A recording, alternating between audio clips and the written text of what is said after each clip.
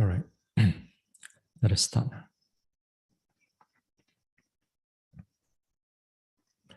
Kayena vacha chittena pamadena maya katang achayang kamame bante buri panya tathagata Kayena vacha chittena pamadena maya katang achayang kamame Dhamma Sanditika akalika Kayena vacha chittena pamadena maya katang achayang kamame sangha supatipanna anuttara sadhu. Namo tassa bhagavato arahato samma sambuddhassa.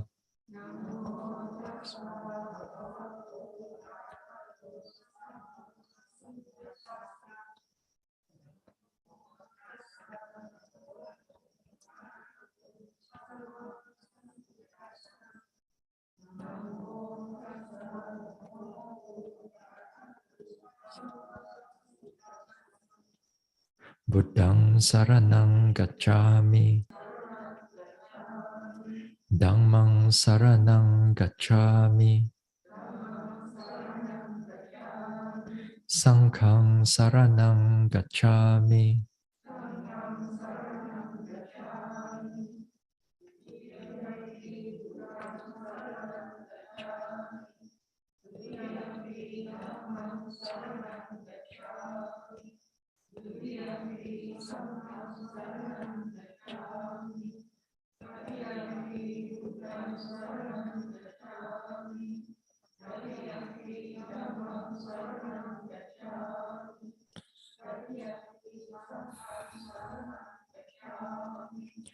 Tisarana gamanang paripunang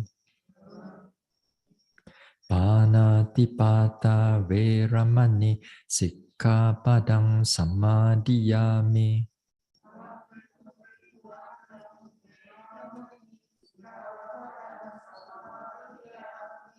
Adina dana veramani sikkhapadang samadhiyami.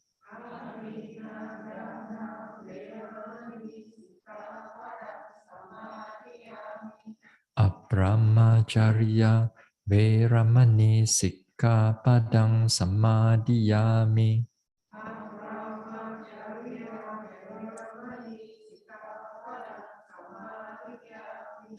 Musavada veramani sikkhapadang samadhiyami.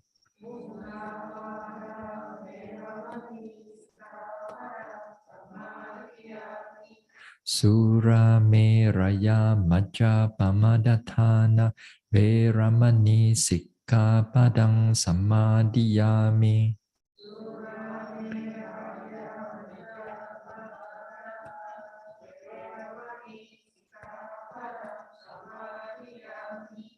Vikala bhojana veramani sikkhapadang samadhiyami.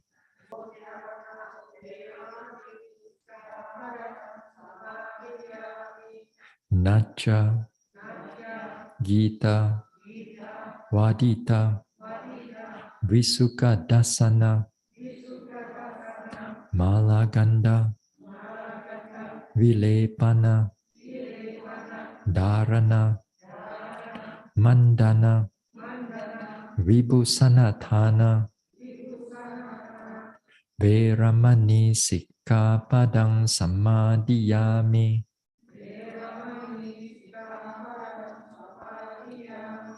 Uchasayana Mahasayana Veramani sikkhapadang samadhiyami.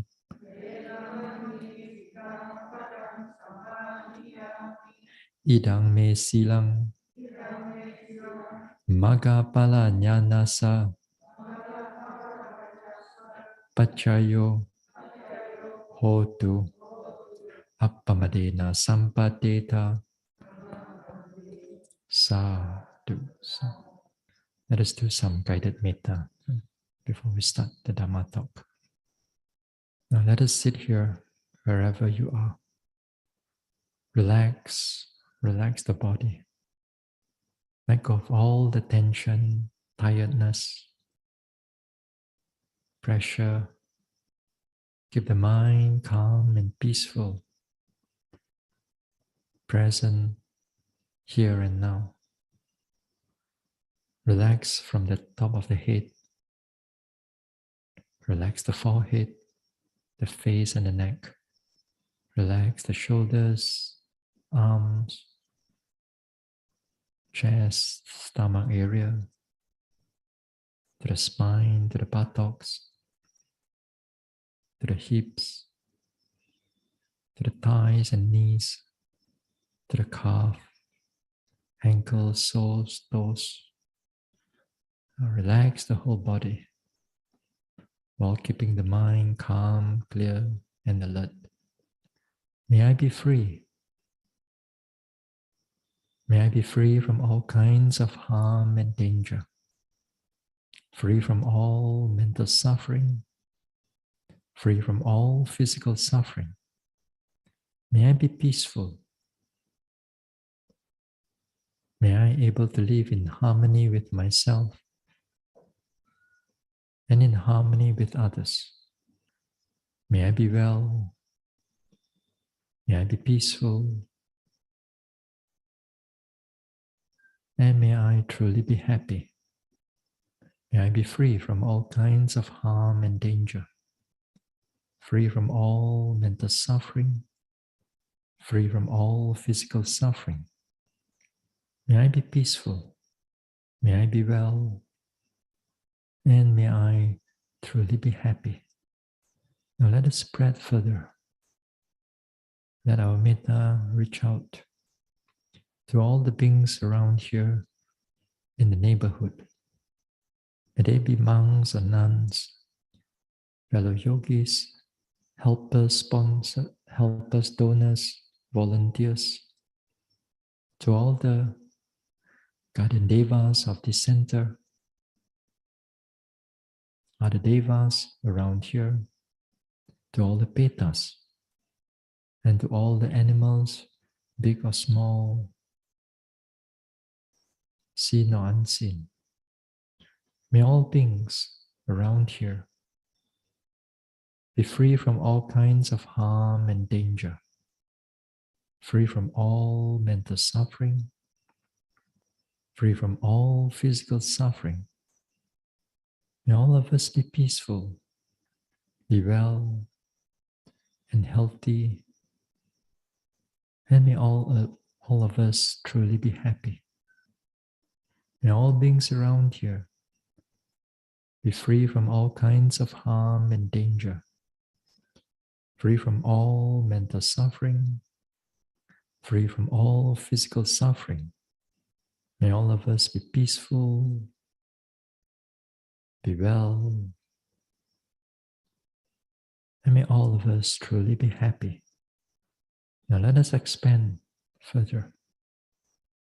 Expand our metta, reach out to all the beings in this country. May they be humans or non-humans. May they be petas or devas,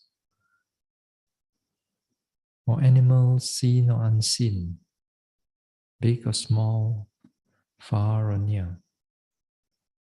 May all beings in this country be free from all kinds of harm and danger, free from all mental suffering, free from all physical suffering. May all of us be peaceful, be well and healthy, and may all of us truly be happy.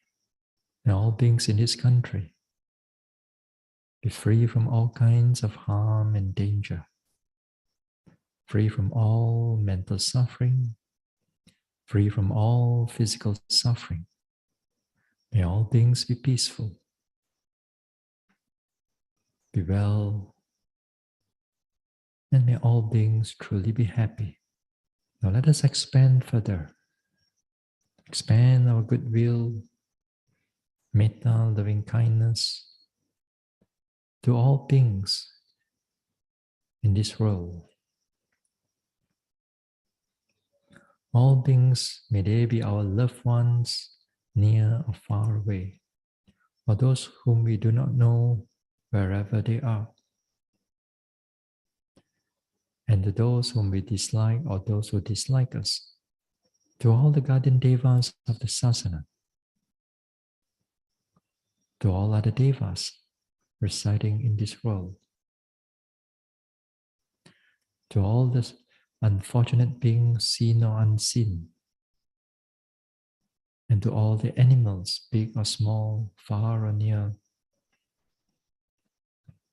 seen or unseen. May all beings in this world be free from all kinds of harm and danger, free from all mental suffering, free from all physical suffering. May all beings be peaceful. May all beings able to live in peace and not in war, live with kindness and compassion, and not in cruelty or violence. May all beings in this world, may they all be well and healthy, and may they all truly be happy. May all beings in this world be free from all kinds of harm and danger, free from all mental suffering, free from all physical suffering. May all beings be peaceful. May they all be well, and may all beings truly be happy. Now let us expand. Let us expand the metta as far as it can go, without restriction, without boundary, without exception. All beings from this universe or universes, all beings from the highest planes of existence down to the lowest planes of existence, all beings from all the world systems, may all beings without exception be free from all kinds of harm and danger, free from all mental suffering, free from all physical suffering. May all beings be peaceful. May all beings be well and healthy. And may all beings, may they all truly be happy. May all beings without exception be free from all kinds of harm and danger, free from all mental suffering, free from all physical suffering. May all beings,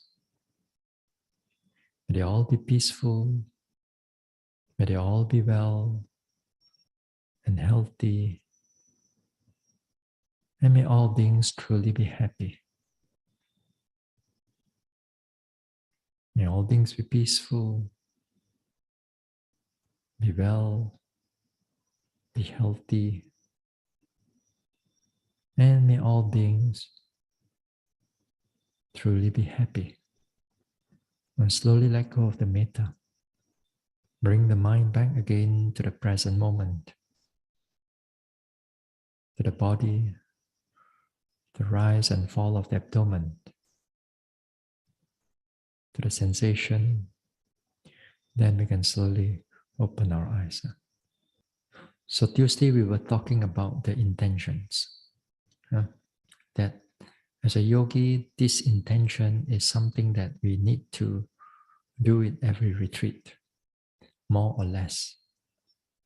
Sometimes the intention comes more because it's a natural progress of the mental development. That is to say, it will come naturally. It will come by you seeing actual intention itself. That you see that it arises and it passes away. In the beginning of the practice, we don't see that. In the beginning of the practice, the intention is all mental label only. But you're actually not truly seeing the process yet. But when it goes deeper, the labeling and the actual process being seen together. Even you don't label it, but actually you see the process also. It comes in many forms, this intention.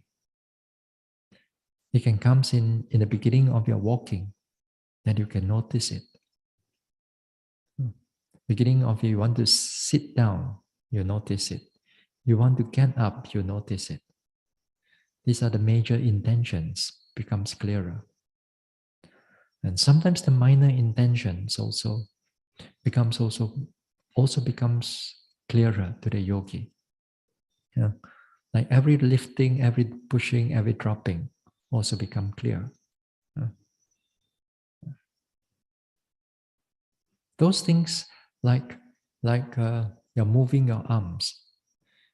Within like many small movements within the arms, also you may see intentions that arises. But sometimes even like if a yogi becomes more perceptive, more sharp, then they can even notice like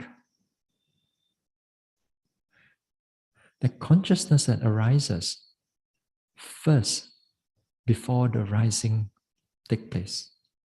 So even our rising and falling has very much to do connected with the mind. So that even the mind comes first, then only that rising take place. If there's no that mind, then the rising does not take place. Then you're dead now. But you will eventually come within a short run. Within a few milliseconds, you will come.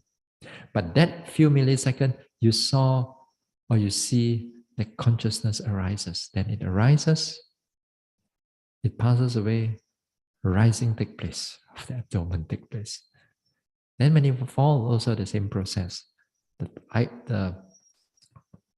This thing comes first, the mind comes first, then falling. Then sometimes you may see like a few rising. Sometimes there's a few staggering of the rising arises. Few rising arises. That few rising, let's say there are 3 or 4 rising. There will be 3 or 4 consciousness that arises before that rising take place. Sometimes you may see that, which is interesting. Therefore, you will see a lot of all these processes, and all these processes become quite clear. They become quite clear to the yogis, and these are interesting. So pay attention to them. As you begin to see all these things, they are part of the whole system of insight, the knowledge that arises because of your precision of your noting and due to the investigation of Dhamma. So you keep more noting all these things, then all this will slowly reveal to you clearly. So you will see for yourself in its own way. All you need to do is make sure you note your things, note your objects precisely, clearly. Now, the next the talk also I was talking about suitability. Suitability in the sense of our action, speech, and thought. Whether our action is suitable or not, that also initially has to be considered. At least you think about it first. In the beginning part of it, that is how when we do our actions in our everyday life, even out there, whether it's wholesome or unwholesome, because of we learn the Dhamma and so on, then we exercise our action, our speech, our thought. With that exercising it, then we begin to notice our actions. We do something good, we perform something good, we speak something good, we think of something good, then we avoid the unwholesomeness, which is good, which is wonderful. Yeah? But in the Vipassana, it goes a little bit more deeper. It goes a little bit more deeper, not just in considering, but actually you see the defilements itself or the wholesomeness itself that arising together with the mind. That is to say, you can able to differentiate what is wholesome and unwholesome. Not somebody tells you, but this thing is actually, you notice it yourself. You realize it yourself. You penetrate it yourself. And this is something that not easy to be done. It takes a lot of mindfulness and precision of the mind to able to cut through whether this is wholesome or unwholesome.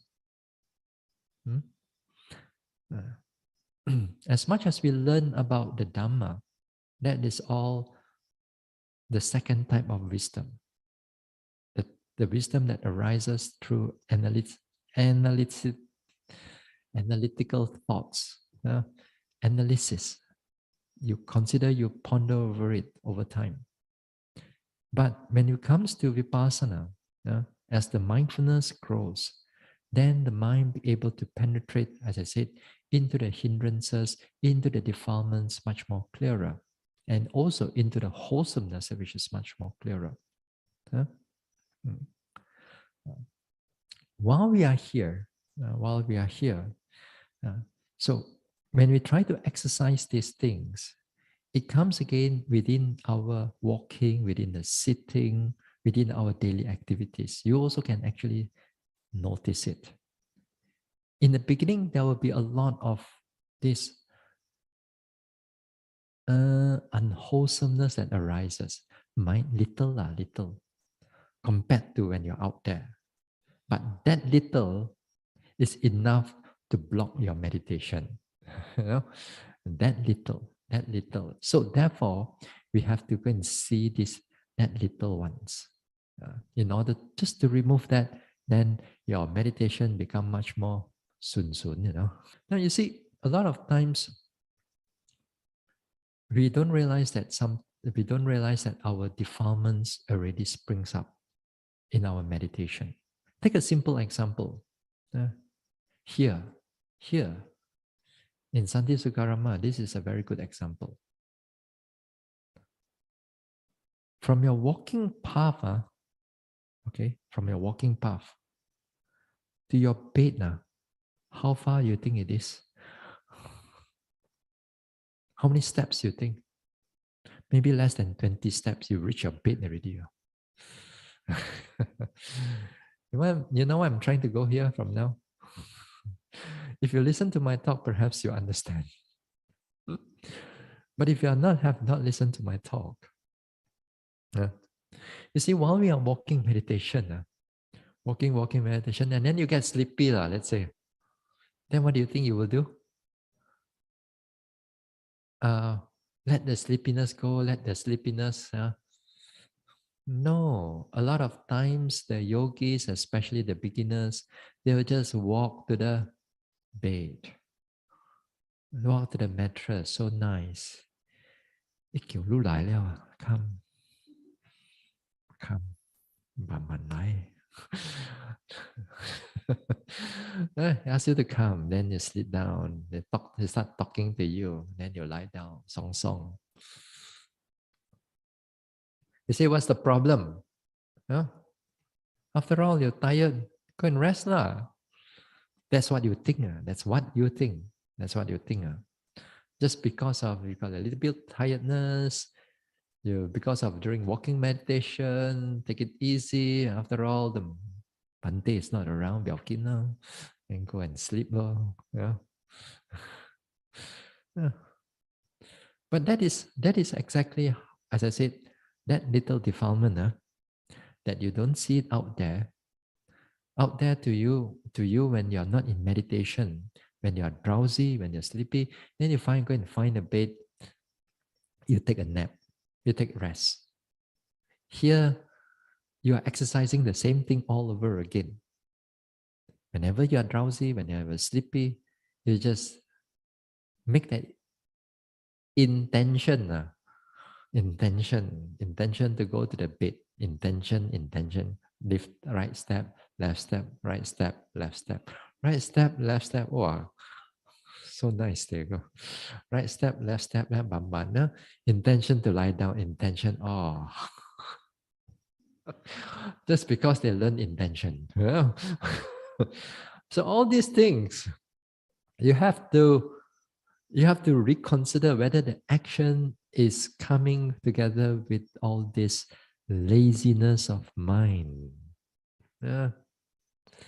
And a lot of times it comes with this laziness. So you have to consider, you have to really have to stop it. Even you know your intentions, all this type of intention, now this intention is connected with all these small little hindrances. So you are not supposed to just because you are drowsy a little bit, then you find a bit. So you got to override, you got to stop it. You got to stop it, carry on with your meditation, walking, sitting, walking, whatever that you are doing. But most of the time, it will be like this. You have to consider, especially in the beginning part of the meditation. But when you are getting more into the retreats many times, these type of things, because you have developed a good habit right in the beginning itself, you keep on suppressing it in a way that you blocked it from happening. Then when you do it again and again,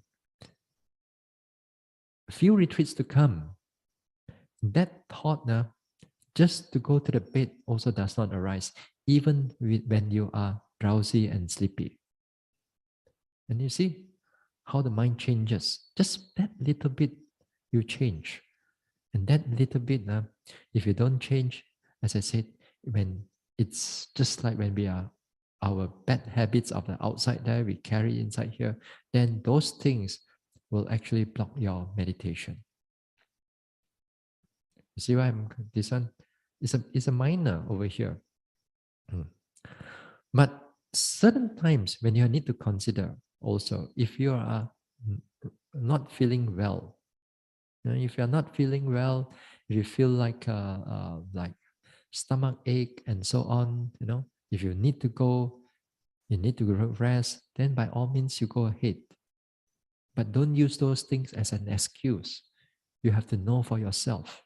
You've got to be sincere about your own actions. The teachers is not going to be sitting there beside and keep on looking at all of you. Finally, this is your spiritual path, not my path. This is your path. My job is just to guide you and so on. Yeah? And this is one thing. Yeah? For example, so we consider it whether this action is suitable for us to do or not. There are also other things, small things. Take another example, sitting meditation. Now, in the sitting meditation, for example, you open up your eyes, you meditate. Wow, here pain, there pain, everywhere pain already. You open up your eyes, just like that now, 55 minutes already. 5 more minutes to ring, 5 more minutes to ring. 备料, 备料. You want to get up already, Then, should you or should you not get up? Yeah. This is a very difficult question to answer. Yeah. Try lah, 5 more minutes. Your leg won't break lah. Tampo also cannot tahan. Won't break lah, you won't die, don't worry. After get up, you still can walk one. Just bear it through, 5 more minutes only. Override the whole intention. Yeah. Because you see, a lot of times we don't note the intention. We don't know the intention. Sekali, we already get up already. Yeah. Push it further. I know beginners a bit difficult, but this thing you have to push it further. Your mind has to be strong enough. Wait lah for the 1 hour. 爬个溪. You know how you're going to achieve? At least, yeah. At least that you need. You see, the sitting meditation, you need a bit of time, and not enough time. Like the kettle cannot boil. You need at least that 1 hour. Not more than that. 1 hour enough. I know it's even, as I said, the beginners is going to have a difficult time. But this is how you push. This is how all yogis push. A little bit, little bit, little bit, little bit. So sometimes you have to override your whole thinking about getting up. Stay with it first. Not the aversion that arises, for example, that time. Aversion, dislike. Wondering, thinking already. You see, when your pain is so much, you earlier on you try to note the pain, you watch the pain and so on, but it passed through your threshold already. It passed through your patience already. Patient no more already. Then it passed through already, then you already betahan. So that time you're betahan, that time, that is where a lot of thinking coming in. What's the time now? How come the bell not ring yet? How come is the bell is still working or not? Maybe. Is anybody get up already? How's my neighbor? My neighbor still sitting or not? Yeah, my neighbor still sitting. Okay. My neighbor get up. You also want to get up. So a lot of thinking coming in, then thinking of all kinds of things, But after how many days you already here? More than 1 week already. Like still okay, no problem, So it's all about our thinking only. It makes it all one only. So what you should do, you should note the thinking mind. You should note the running mind. You should note that restless mind. You should note the anger that comes together with it. Sometimes if you're able to note those anger, sometimes the mind starts to cool down again. But the pain is still there. Then that time you can able to continue on noting the pain. So you don't get up. No? No. So this is something. Again, here, like in our doing meditation also, every small action of ours, we have to consider it carefully. Sometimes a lot of yogis don't do that. Even they listen to these talks umpteen times already, but they don't really care. Not only themselves, but don't really care for other yogis. Some yogis are very kiki kwai one, People meditating that, people turn on the fan. This yogi want to go and switch off the fan. Purposely go and switch off that. For what reason? We really do not know. Just like that, these people. So again, here, for whatever their reason is, they don't care about other yogis. They don't consider it about other yogis. They just turn on, they just turn off. After all, sometimes they think about themselves. The weather is quite cool. What for you want to turn on the fan? Waste the money. Then they go and switch it off. There are yogis like that. You go around in the meditation centers long enough, you'll find this type of yogis. You'll definitely find this type of yogis. If you are in the receiving end, you are meditating, then somebody go and turn off. Then you got to watch out for your anger. You got to watch out for your anger. Watch out for your, who is this one? Who is the one? I'm going to complain her to the Sayadaw or Bante or whoever. Yeah. So you got to watch your mind. There will always be people like that. There will always be people like in the room, they cannot tolerate each other. One want to open the curtain, one want to close the curtain. Open, close, yo man. After that, after that they, these things happen, Then, I mean, this thing really happened. These two yogis has to come in front of me just to settle the issue, many years back, not here, some other meditation center. And the two yogis are so hard-headed, stubborn one. Wow, really tough. They can't tolerate each other. They can't give and take. Everything about their life is win and win and win other people. Yeah, one sulu the tiệu liao one, that type of mentality. And so they come to this meditation. Also, they cannot tolerate other people.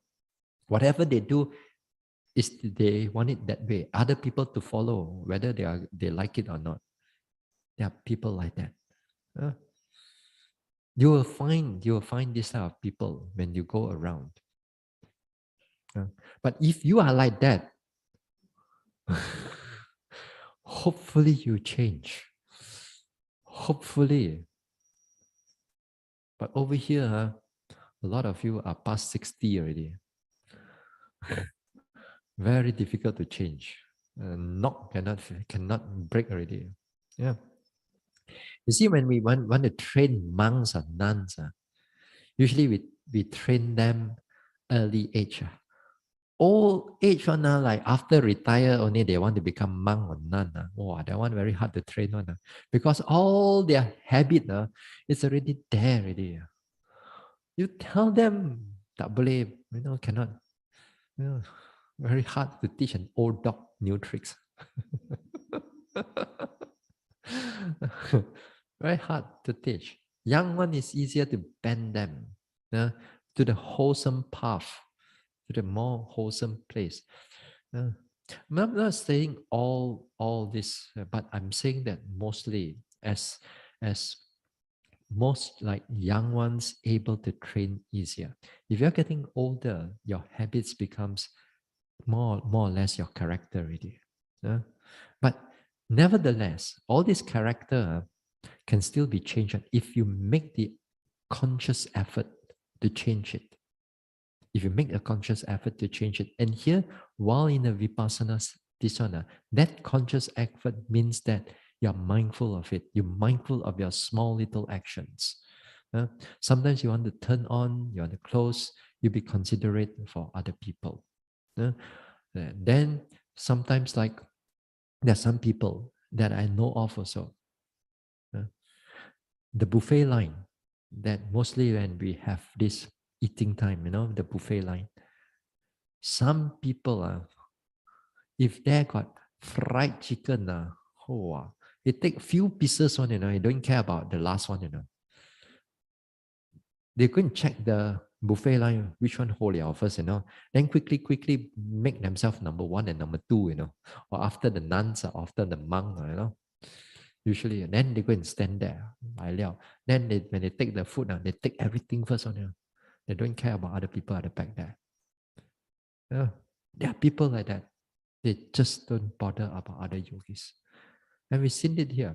The one that I talked about this fried chicken one happened down there in this kitchen. Many years, not this retreat, not this retreat.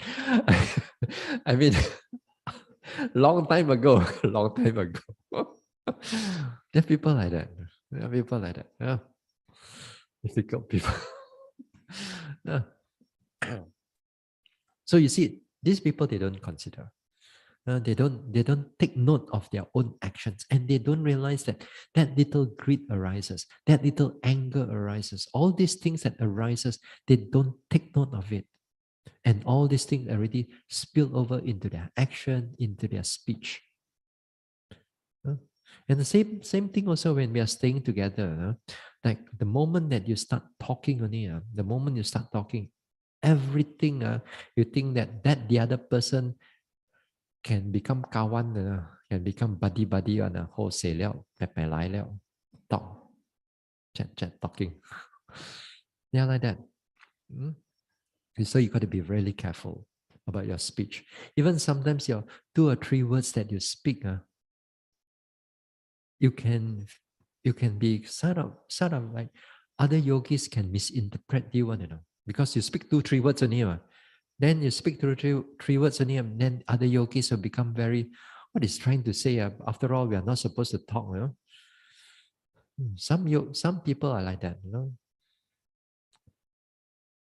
So it's better to keep it to yourself, unless it's really necessary. Unless it's really necessary. Sometimes some yogis do not know what to do, certain things here and there. Well, you can always ask them to refer to the Sister Sam, ask them to refer to the those helpers and volunteers. Not necessarily go and do things for them. So all these are our actions, our speech. You have to be careful over here. Out there, you don't consider all these small things, but here, all these small things can a lot of times comes with our small little defilements. And when you do that, when you consider it again and again, you pay attention to the thoughts again and again, then you begin to aware of your own small little hindrances that comes up, or small little defilements that come up. Then because of you able to notice those things, you stop that action if there's defilements. If unnecessary, you stopped it. Then it's good for you.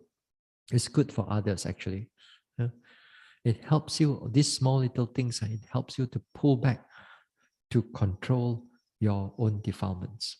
So long enough, you do this again and again, then long enough, you see that this type of actions become unwholesome and become less and less and less. Not to say zero, but it becomes less.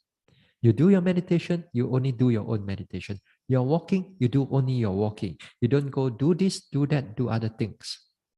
Some people like walking meditation halfway, they go into drinking, they go into toilet and so on. But they go in the toilet, go into drinking. It's just that the walking is so boring right now. They take a break in the toilet, sit there. You don't do anything but just sit there. So your whole intention, you see, to you, you're not disturbing anybody, but your intention is not very wholesome. There's a bit of laziness there. So these things, if you are precise, if you take note of these small things, it really, really helps you in your meditation.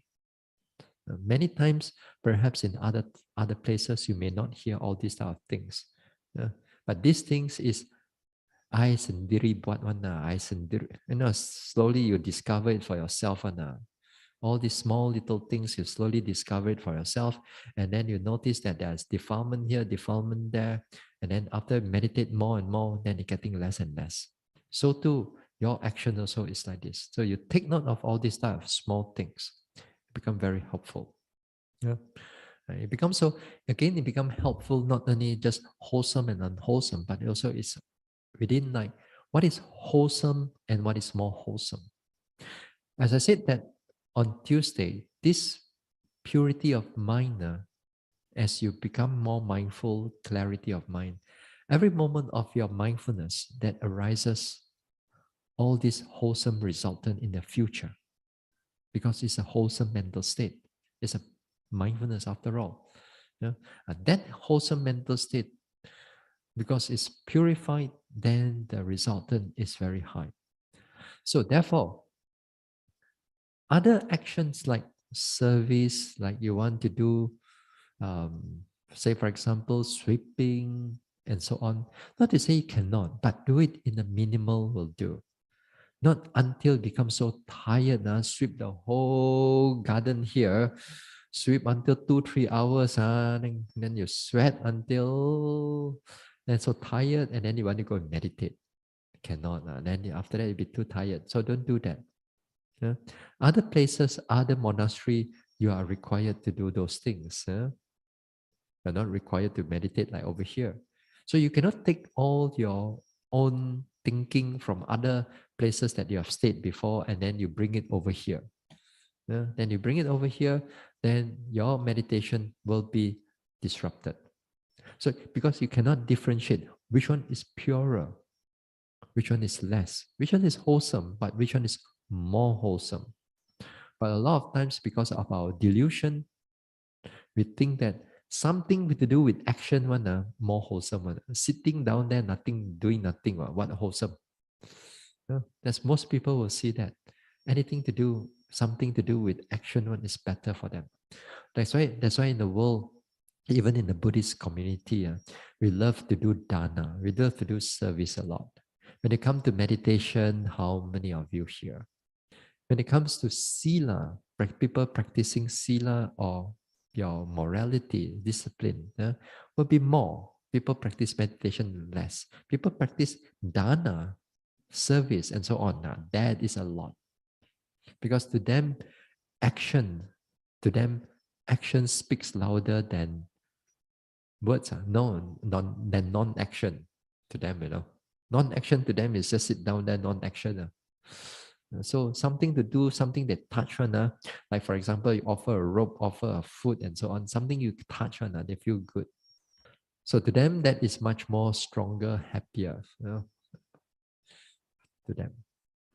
But here in the mental development, then you see that when as the mind gets developed further, then you will realize in the beginning part, you only see sleepiness, drowsiness, thinking, rising, falling, not much. You don't see that purity yet. But as you persevere, you push through, then you will see it.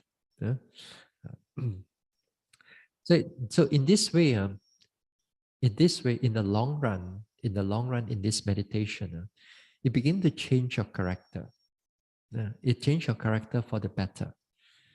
Because you begin to notice all these small little actions of yours, all this unmindful speech of yours, becomes much more, you're much more aware of it. You're much more aware of its ulterior motive. You're aware of its intention. You're aware of what happened in the heart rather than in actual action or in a speech. Then not only you aware of yourself, you also begin to aware of other people. Because you begin to know yourself like that, you also know that other people, when their action and their motive, you know already. You already, because you see that from your own way, your own mind. And all these defilements, they all work in a similar manner. Because they are only falls within the 5 aggregates only. So they condition here, condition there. As you read your own mind, as you begin to discover your own mind, it makes your life more happier. Yeah? Even before enlightenment. Yeah? So this is something that we have to consider. Okay? The first, as I said, the first thing is on the intention that you got to take notice. Yeah? So the intention, it differentiates what is the cause, what is the effect, what is the mind, and what is the follow-up of the body action, for example. Then the second one is the suitability of our actions, speech, or thoughts. Then here you differentiate what is wholesome and what is unwholesome, what is suitable and what is not suitable to do, what is necessary, what is unnecessary. Yeah? So you begin to consider it clearer, pay attention to it more clearer. The third one is to differentiate again. Now, the third one is to differentiate which is your suitable object of your meditation and which is not the suitable object of your meditation. And that also is important. Yeah? So, suitable object of our meditation. Like, for example, while we are here, we already ask you to consider, not consider, we ask you to note your rising and falling, sitting, touching, pain, To note your pressure, hardness, softness, to note these type of things. Yeah. This one in the Abhidhamma, they call it the so-called the realities. They call ultimate reality. Okay. Now, what is not suitable object for meditation? Not suitable object for meditation, as I said, sometimes I said you don't go into the story of your thinking, of your thoughts. You go into the story, then all your mindfulness will start to drop away. You don't go into your like seeing object or your hearing object. For example, you see somebody. Who is it? Who is that? Then that too is not a suitable object. Okay. I use the word not suitable for vipassana, This is suitable when you're out there, It's perfectly okay. It's only during vipassana only. Yeah? These are not a suitable object. And hearing, for example, you hear sometimes like music or sometimes outside there's maybe people talking a little bit, Sometimes there's sound a little bit. Then that also you got to be careful. They are not really suitable an object for you. So there are a number of things that are not suitable objects. So the unsuitable object for vipassana, we just categorize them more or less as concept. We categorize them as concept. What is suitable object? We categorize them as ultimate reality. Okay. Now this ultimate reality, of course, includes nibbana also, but we don't have to talk it over here unless you realize it lah. Then we can talk until tomorrow morning.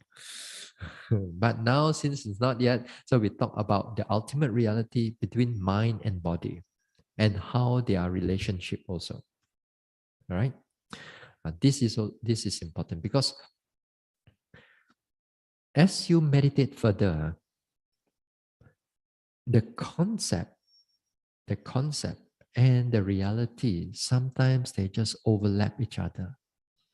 And sometimes they entangle each other. If your mind not able to put them apart, then you can be taking up the wrong object. Okay, you're taking up the wrong object. I'm going to start first. Let's say start with something simple one, which is also not so simple. Let's talk about the thinking meditation. Thinking. Let's talk about the thinking. Yeah.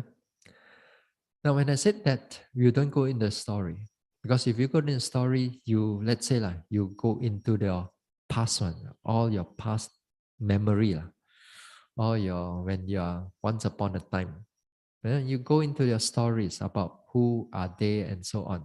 You can recall their name, you can recall the time, you can recall the situation or the place also, all right in their mind, and it's all start playing through inside the head, inside the mind there. So if you fall into that, then you are not mindful anymore. You're not mindful anymore. Okay? So that is a wrong object.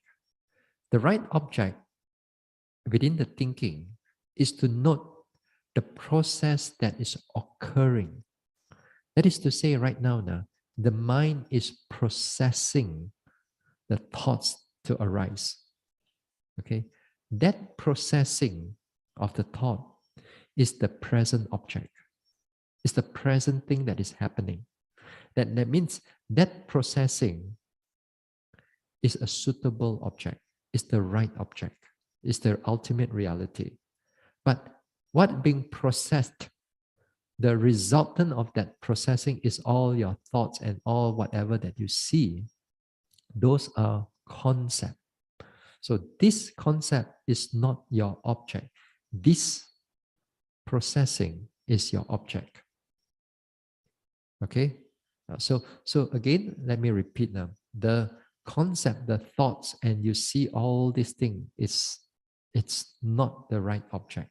But the process, that mind that is processing the thoughts, this processor is the present object, and therefore it is a right suitable, proper object for Vipassana meditation. That now I'm talking is in theory, which is good. At least, hopefully, you understand.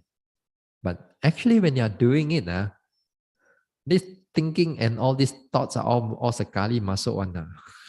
It's not going to put here one for you for you to see. It's not going to be like that. It's all sekali, all masuk together, all jumbled up everything.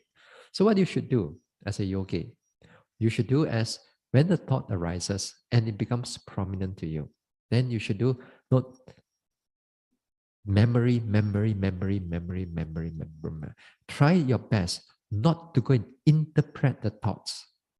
You interpret the thoughts because you interpret the time, you interpret the who is it, you interpret who are they, what situation is all that. So because of your interpretation, then it goes into thinking, it goes into concepts already. So your job is just to like pull yourself out from the thinking and note it. Thinking, memory. And as if like sometimes when you pay attention to it, sometimes you see the story go from one, another. Sometimes the story changes a little bit faster. Sometimes the story changes a bit slower. There and then. So your job is just to make sure you don't go inside the story. Yeah? Like take for example another thing like your hearing. Yeah? You sit down, you meditate, right? Thinking about hearing. So the music is there. Your turn eating, all your song, all there coming out. Wow, very nice.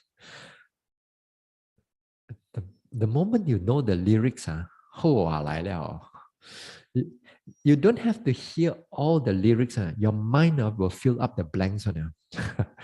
With the fill up the blanks, it also fill up the rhythm also. It makes the whole rhythm inside. You may not hear the song fully, but the song will be fully played inside your mind. The actual song, because you remember it. So something that you're familiar with, something you're attached to in the past, you don't have to hear it everything. All you need to hear is a little bit only. Your mind will create everything up for you after that. So what you should do again? So a yogi again, then this time again here, you're not hearing. Don't go in the story. If the story is not going good, don't go into the sound. If the sound is like music or people talking, then you have to be very careful. You have to be very careful that you start to interpret what is going on.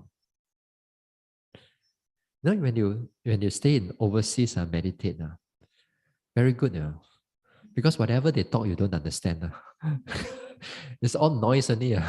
It's noise only.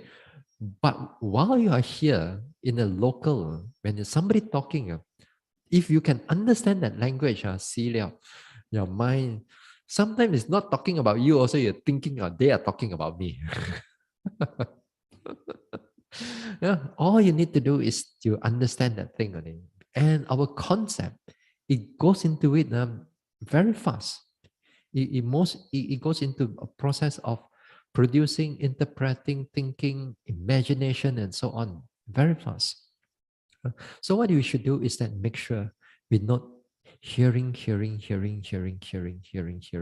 the best, as best as you can. Yeah? If not, just tell yourself, just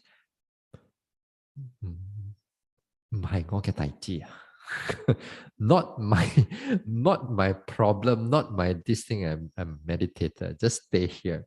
Yeah. Don't go and fall into all this type of thing. So that you see the concept. That's what we use in everyday life. In everyday life, even that we are conversing right now, we are using so-called concept.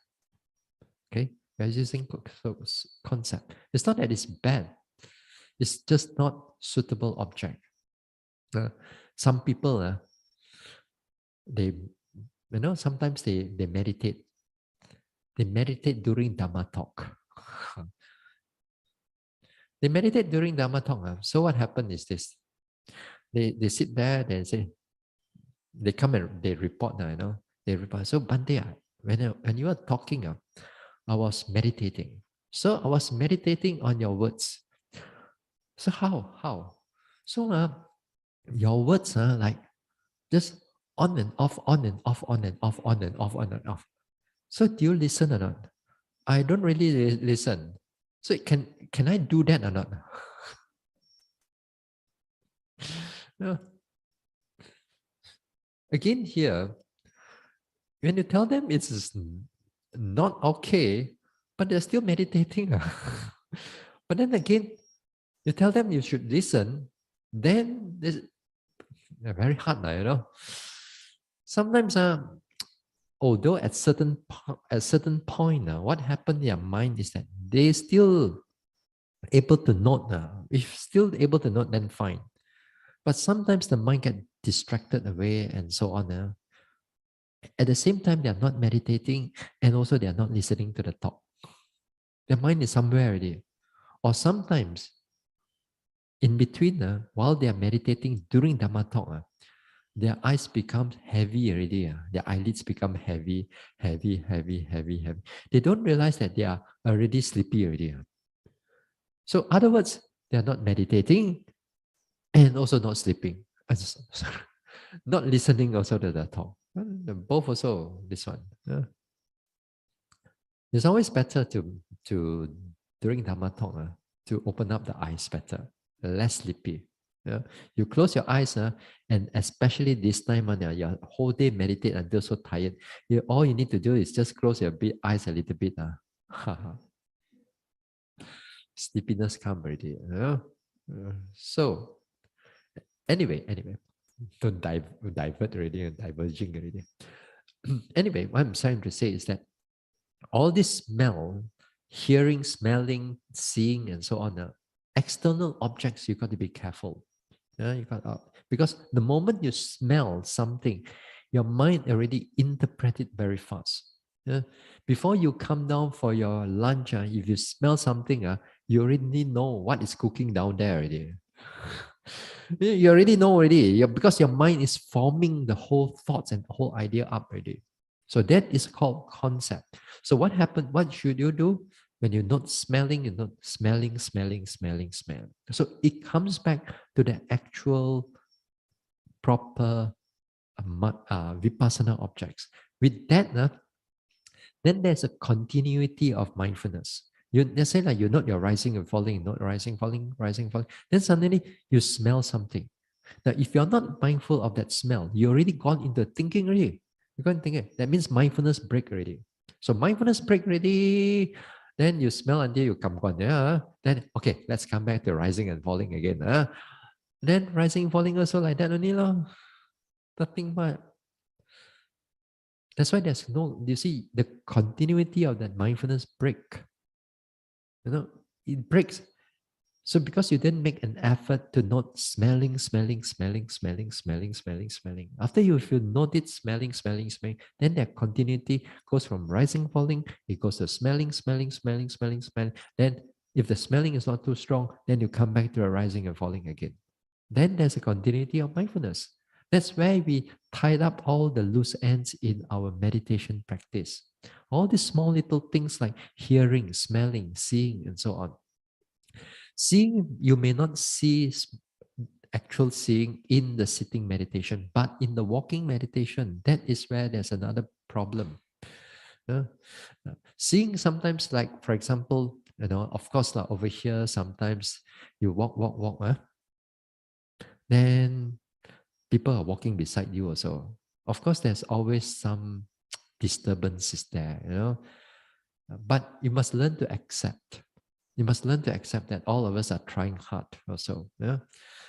If you can, there's other places, less people, then go to other places, there's less people, then well and good. Okay? But if not, you must learn to tolerate. If not, you must learn to control your senses. Stay with your own path, stay with your own movement of your leg. Just come back again. Don't let the eyes goes too much into other people. Sometimes we are very capable, want to see other people like how high they go up, how far they go, how slow they go. You know, very capable, you know, really. Just do your own.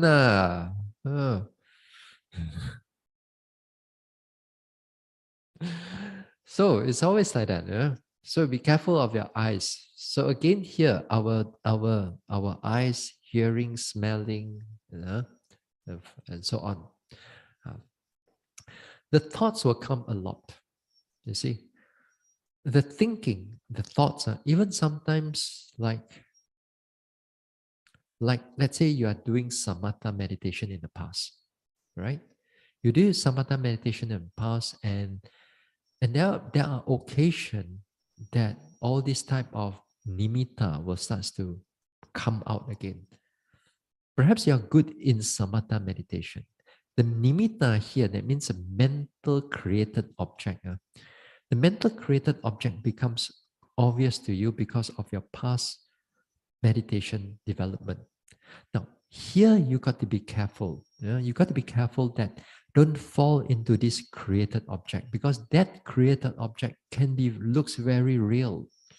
Like for example, you sit down there, sit, and then let's say that the lights all come up. The lights, wow, very clear, so clear, like you turn on a very bright light like that, a very bright light, so clear. Then you go and attach to it. You're going to take on to that light. Then you're already out of this vipassana objects already. That means you're out of the development already. Uh, uh, Then your job is again, if this thing happened, you have to come back again to your body. Come back above, because you know that this is not the right object to take up. Or sometimes some people meditate, their imagination becomes much more stronger, especially for those people like faith orientated, for example. Faith orientated, that people a lot of faith type, they meditate, then they see Buddha come up. They see Buddha, or they see monks coming up, or they see a lot of like wholesome actions they've done in the past, like they do perform dana, they perform katina, and so on. All these things arises in their mind, and this time those things become very clear to you, because again, nature, due to the nature of mindfulness, it makes this concept also become very clear to you. That's why sometimes your past actions, past 20, 30 years, you can recall them very clearly. It's because of mindfulness, and that they become very real. So when they become like so real, then if you're not careful, you think that these are the right object for you to take up, because it's so clear. In the past, I never had this thing so clear. How can? How come this time is so clear, but it's been something great, something good? So you can attach to it. So, in other words, you're taking up a wrong object without you realizing it. So it already happened already. So you all got to be careful this type of things. Don't simply go and take up all these type of things, because when you take up the wrong things, later part defilements, it slowly starts to creep in already. All the attachment, the pride, the wrong view, you know, everything slowly will come. And then you don't realize it when you know. You think you're still okay. You know? So that's why these are also important, this topic. Okay. So I think we stop here for tonight, and we'll continue tomorrow night. Continue tomorrow night, same time. Share merits. Idang me bhavanam nibbanasa pachayo hotu. May my mental cultivation be a condition for the realization of nibbana.